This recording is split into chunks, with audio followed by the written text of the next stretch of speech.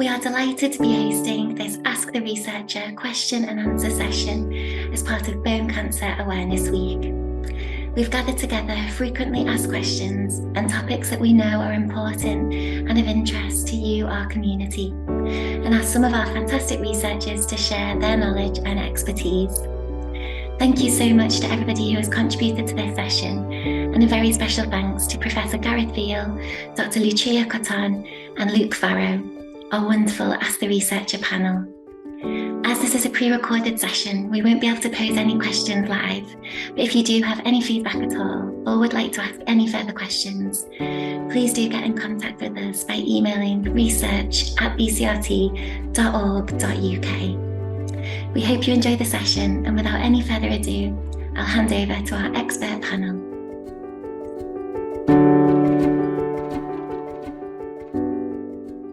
Hi everyone, I'm Luke. I'm a PhD student at UCL, working in the Cancer Institute. I'm working primarily on osteosarcoma. Hi there, I'm Gareth Veal, Professor of Cancer Pharmacology at Newcastle University, and my research is involved in clinical trials of both adult and childhood cancer patients, including bone cancer patients.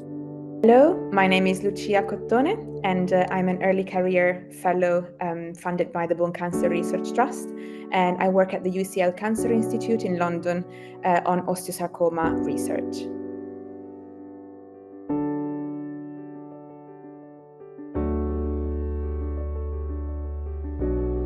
Before anything goes on to involve patients, we need to understand the basic biology. We kind of need to know what happens within the bone in healthy people, and then how this changes during the development of cancer. Essentially, we have to understand how the cancer survives and grows before we're able to find ways to disrupt that. And then once a viable target's identified, that's when potential treatments can be developed. And then similarly, sort of understanding the basics and the biology of the cancer and the differences between this and normal tissue can allow for easier and earlier diagnosis by knowing what to look for in patients.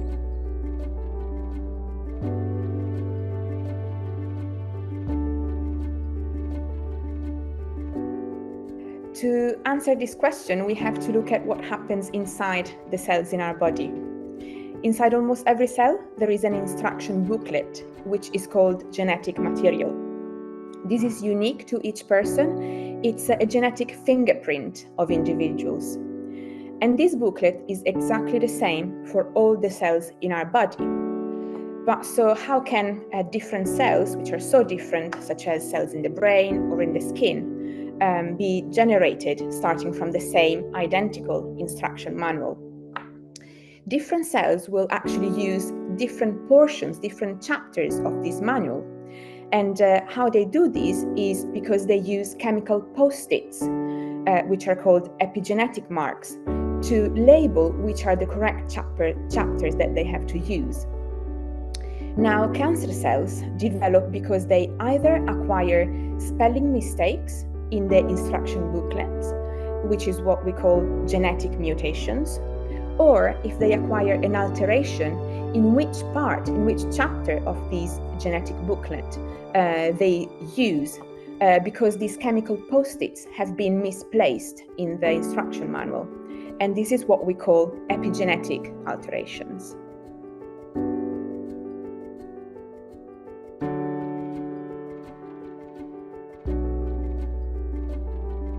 Biomarkers they can really be used to describe anything that we measure normally in a patient's bloodstream, which tells us about a disease. So in the case of cancer, they may be prognostic or diagnostic biomarkers, which would tell a clinician if a patient has cancer, and then may give an indication of how aggressive that cancer may be in the patient. The research that we do in the biomarker field is more related to looking at measuring a patient's response following a treatment with an anti-cancer drug. So they are commonly described as predictive or pharmacodynamic biomarkers. And they can tell us two things. So one is how well a patient is responding to a cancer treatment. So if a cancer drug hits the target tumor cells, then what may happen is the tumor cells may release something into the bloodstream which can be measured. So we can measure that, normally a protein, maybe tumor DNA or a fragment of the tumor cells. And we can use that to get an indication of how well the drug is targeting the tumor. And the other thing that we can look at with biomarkers is using sort of proteins that are, or fragments that are released from host cells when the anti-cancer drugs are kind of doing damage to host cells. So it may give us an early indication of which patients may be more likely to experience more excessive toxicity following their treatment with chemotherapy.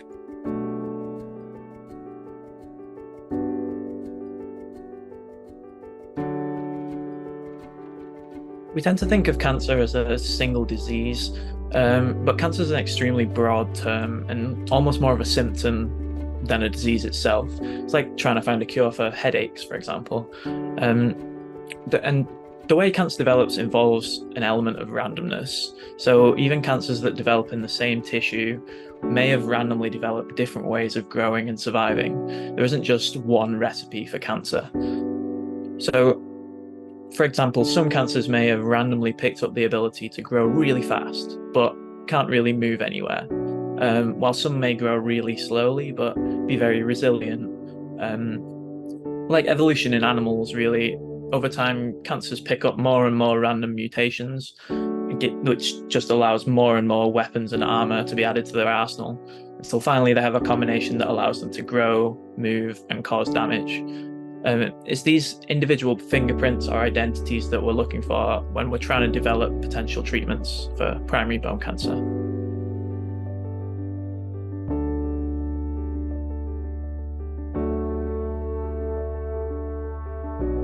Metastasis is the process whereby malignant cells from the original cancer, called primary cancer, spread to a distant site in the body. This is a complex process where malignant cells from the primary cancer need to learn to enter into the bloodstream, survive in a very hostile environment, make sure they don't get killed by the immune system, and adapt to all the new conditions of this new distant organ, which is frequently the lungs, the liver, the brain, or bone. If these metastatic cells are successful in seeding into this new soil, then they can grow and they can develop secondary cancers at these distant sites, which are called metastases. The goal, or one of the goals of systemic therapy, such as chemotherapy, is to prevent relapse and metastases. We still do not understand fully this very complex process, and scientists are actively investigating ways to prevent the formation of metastases.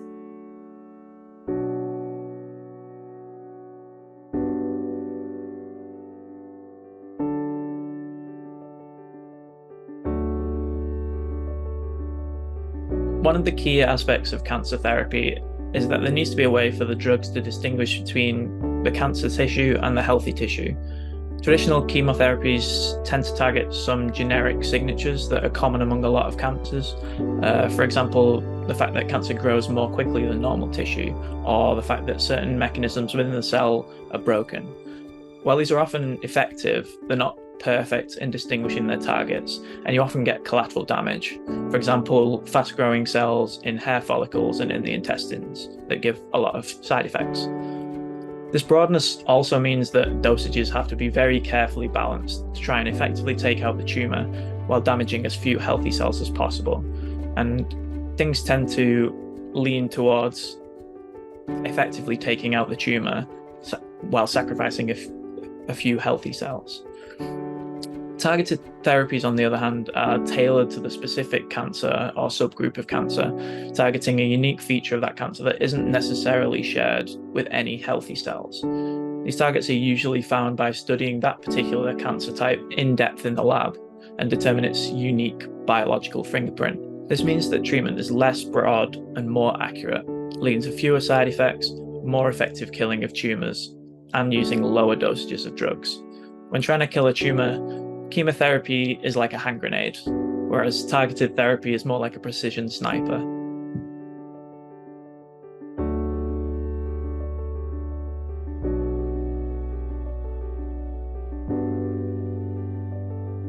So our immune system works to protect our body against infection, against diseases, and it can also protect us from developing cancer. Immunotherapy uses our immune system to recognize and attack the cancer cells. There are a number of immunotherapies developed and used alone or in combination with chemo or radiotherapy to boost the immune system to attack cancer. You might have heard of immune checkpoint inhibitors or cellular therapy such as the CAR T cell therapy. Research in immunotherapy to treat primary bone cancer is still undergoing, and these therapies have not been tested well enough. Unfortunately, what we have learned is that the immune system seems to respond to bone cancer far less compared to other cancers. And this might explain why these early trials that have been tested with standard immunotherapy have not been as successful as we would have hoped.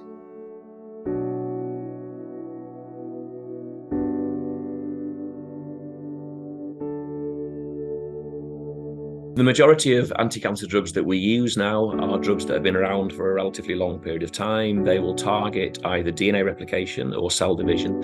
And really the only reason that they target tumour cells more than host cells is because the tumour cells are rapidly dividing. So the kind of toxicities we commonly see will be things like hematological toxicity, gastrointestinal toxicity, things like hair loss. These are the kind of common cell types that divide rapidly in the body. So they're targeted at the same time as the tumour cells. So I think with the drugs that are well established and have been around for a long time, we're not going to really get away from those side effects, whereas newer drugs are going to be more targeted to the tumour and will hopefully have fewer side effects. In terms of what we can do with these well-established older drugs, I mentioned earlier about biomarkers, and that's one way we can look at, trying to use biomarkers and measure biomarkers to try to predict which patients may experience more toxicity or less toxicity, and then we can kind of make changes to treatment, make changes to dosages. And the other way to do that, I think, from my research is in pharmacology. So from a pharmacological perspective, we do a lot of research now where we actually measure drug levels in individual patients, and we can often correlate higher drug exposures with increases in toxicity in patients. So if we can measure drug levels in individual patients and personalise treatment, so we decrease the dose for patients who are getting a high exposure. On the other side, we can increase the dose for patients who've got maybe a lower exposure and maybe less likely to respond. And that's a way of, as I say, personalising the treatment and hopefully reducing some of those side effects that are commonly seen in patients.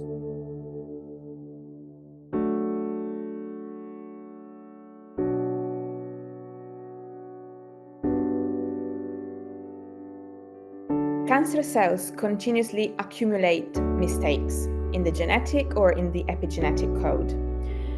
This unfortunately means that sometimes cancer cells, or even small groups of cells within the tumor, can learn how to dodge the drugs that they have been treated with and become insensitive to them. Sometimes what changes are not necessarily the malignant cells, they're acquiring mutations, but it could also be the way in which they use nutrients in the system, or it's sometimes even in the environment that surrounds them and allows the cancer cells to become immune to the treatment. Whatever way the cancer cells find, this group of rogue cells will progressively take over and manage to grow irrespective of the treatment. And this is what we refer to as drug resistance, which is still one of the most challenging issues for clinicians and for researchers. In my early career fellowship funded by the Bone Cancer Research Trust, I'm studying what are the causes of resistance to chemotherapy in osteosarcoma, and particularly I'm looking at how the cells dynamically adapt and learn how to dodge chemotherapy by changing at the epigenetic and gene expression level, with the ultimate goal to identify a potential combination of drugs that can stop these resistant cells.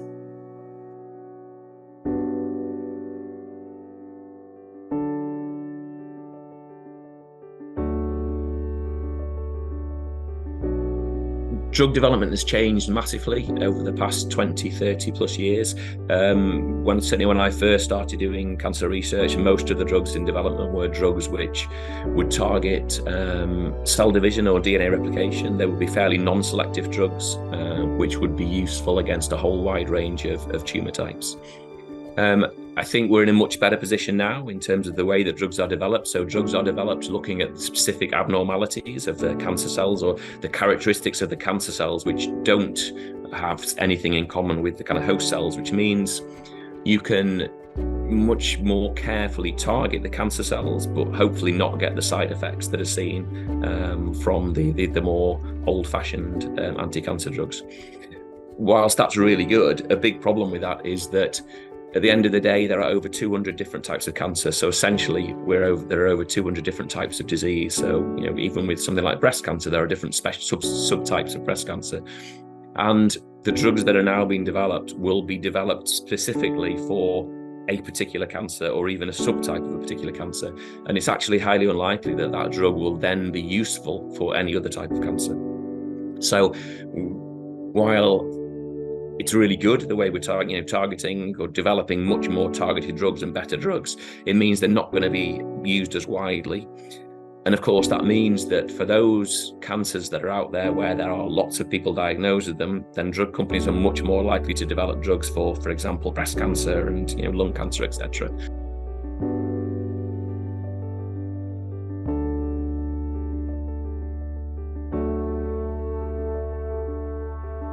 Research in primary bone cancer is advancing, however at a slower pace compared to more common cancers.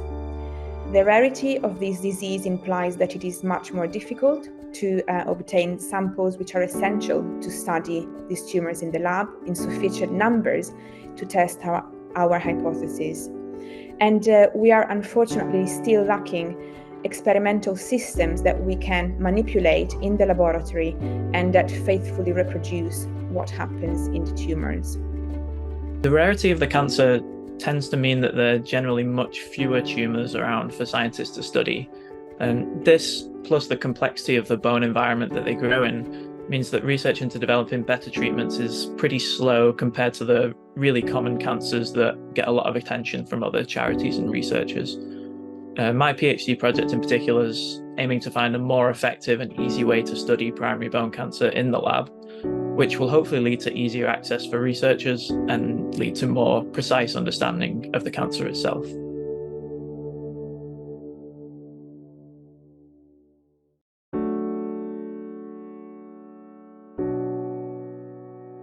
Yeah, cancer drugs, the majority of cancer drugs that we use for many tumor types, including a lot of the bone and the different bone tumors, they are drugs that have been around for a long time. And I guess the simple answer, the reason we still use them is because they are effective. And for lots of tumor types, we have very good response rates with them.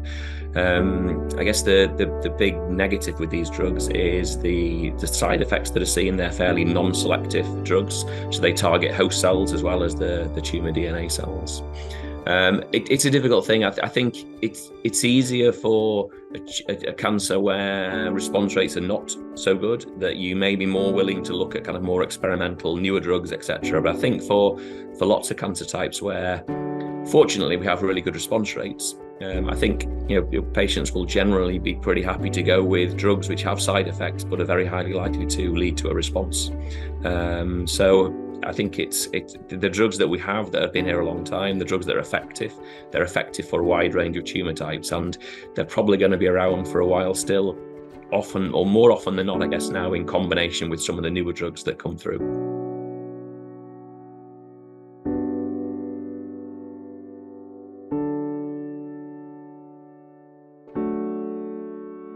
I'm most hopeful for treatments involving the tumor environment that can often have an effect on the cancer itself.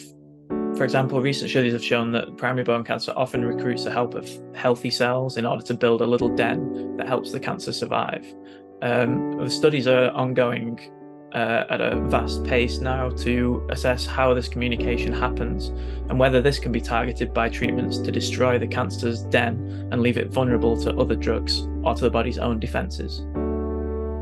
the best way to treat cancer patients is to detect the cancer as early as possible. So from a kind of non-drug perspective, any kind of screening approaches that are novel, I think, are really exciting. And there is an approach called the gallery test, which has been used in the last couple of years, which is really looking at the potential for sort of picking up the presence of tumour DNA fragments in blood at a very early stage with a kind of routine test. And the NHS has been looking at this.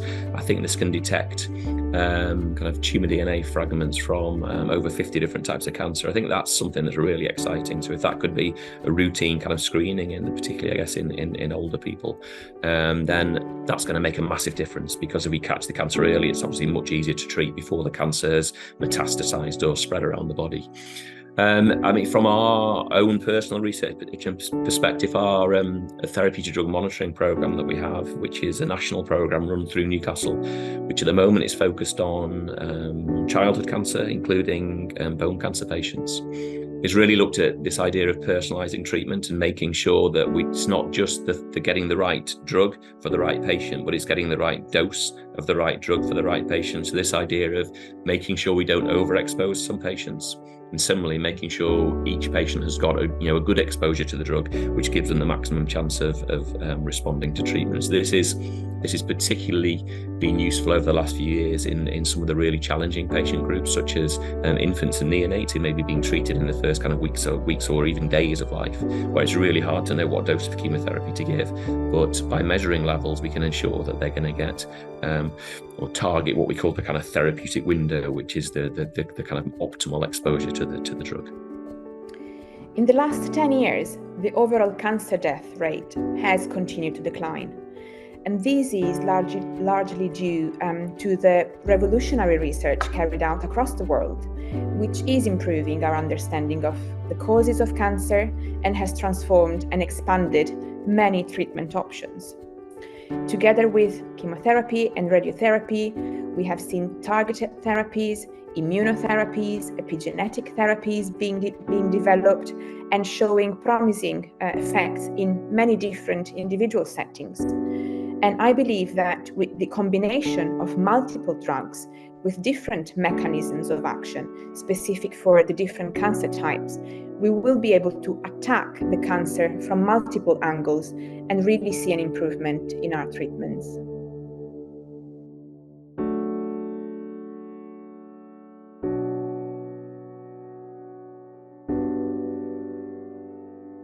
A difficult question, but DNA sequencing technology and our knowledge of cancer in general is advancing at an incredibly fast rate, which means it's becoming easier and easier to determine a cancer's unique fingerprint. The timeline on personalised treatment is kind of impossible to predict, but with generous funding from charities like the BCRT allowing research into primary bone cancer, the odds have never been better. The United Kingdom really can pride itself for the 100,000 Genome Project, a nationwide effort to decode the DNA sequence and individual mutations of rare tumors, including sarcomas. So the whole instruction booklet has been deciphered and many spelling errors have been identified. And this has translated into clinical benefits. Now patients with primary bone cancer are offered whole genome sequence as an NHS standard of care, and the identification of specific of some bone cancer mutations has allowed to improve our ability to make diagnosis. On the other hand, however, this project has allowed us to appreciate the complexity of these tumors. And we have realized that primary bone cancers are much more heterogeneous than previously thought, and that it is extremely difficult to identify mutations for which targeted drugs or already existing drugs are available. Nonetheless, I believe the more of these cancers are sequenced and the more research continues on the causes and the implications of these mutations, the closer we will get to personalized medicine being feasible.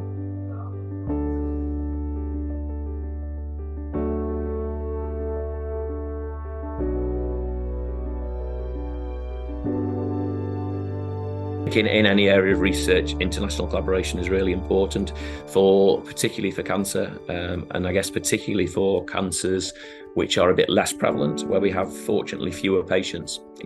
Doing research either at a European level or an international level is absolutely key. So in order to have big enough trials to be able to answer the kind of questions we want to look at, which are the best drugs, which are the best drug combinations, in order to have kind of statistical power and have enough patients, we really need to do, as I say, European, potentially international studies. And the other area, I guess, is that even for kind of tumour types where we could do studies at maybe a national level, or as compared to other European countries or other countries in the States, it's still really important to have that dialogue. There's no point in, for example, us running a clinical trial in the UK to answer a question that is exactly the same or very, very similar to a trial that's been carried out in North America, for example. So that kind of dialogue, even if you're not directly working with other people on clinical trials, having that dialogue and understanding of what other groups are doing, I think is absolutely key. It's one of the things that I think we really missed with the pandemic, that kind of international collaborations. And while I think for environmental reasons, I think a lot of us have become a little bit more kind of careful about going international travel and going to meetings, it's still really important to have those kind of like meetings of kind of world experts in fields. Especially for a rare cancer like primary bone cancer, it's critical that the relatively few researchers are in constant collaboration, not only to avoid duplication of effort, but to share ideas, results, and hypotheses, and make sure that our funding is being used as efficiently and effectively as possible. Research simply cannot advance without sharing of knowledge and sharing of data. Collaboration is an integral part of the research process, and this is particularly true for bone cancer research, given the rarity and the high heterogeneity of these tumors. No single institution would make any significant progress independently, and it's only through international collaboration that we can share expertise, we can facilitate access to biological models and samples, and we can confirm the findings and the preliminary experiments and truly improve our understanding of the biology of these cancers.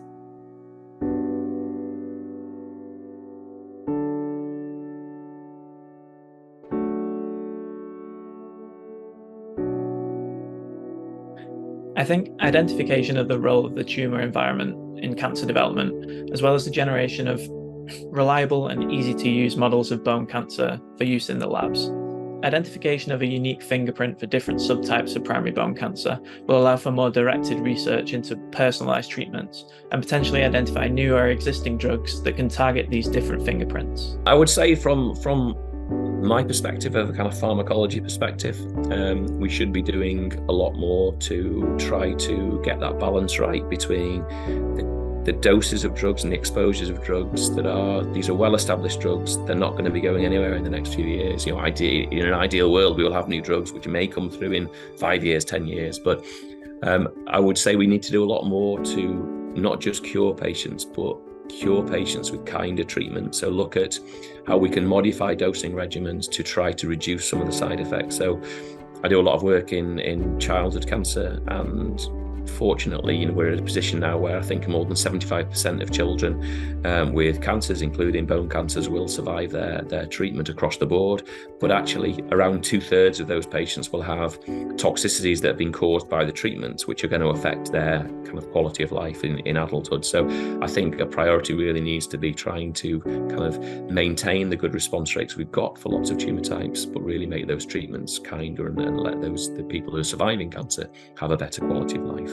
I believe the priorities should be improving our understanding of the causes of primary bone cancer, including the progression and the spreading of these diseases, as well as the mechanisms underlying drug resistance. The more we understand the biology of these tumors, the more we will be able to generate new ideas and offer new therapeutic approaches to ultimately improve patients' outcomes.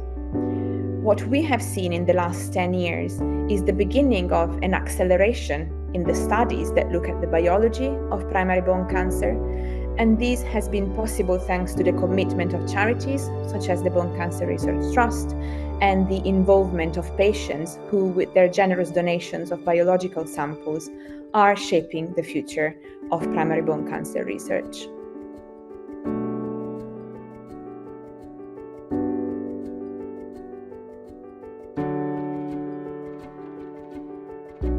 so much to the Bone Cancer Research Trust for all your support. I'd like to say a massive thank you for everybody who's supported BCRT and bone cancer research. Thank you. Thank you so much to everyone who supports the Bone Cancer Research Trust.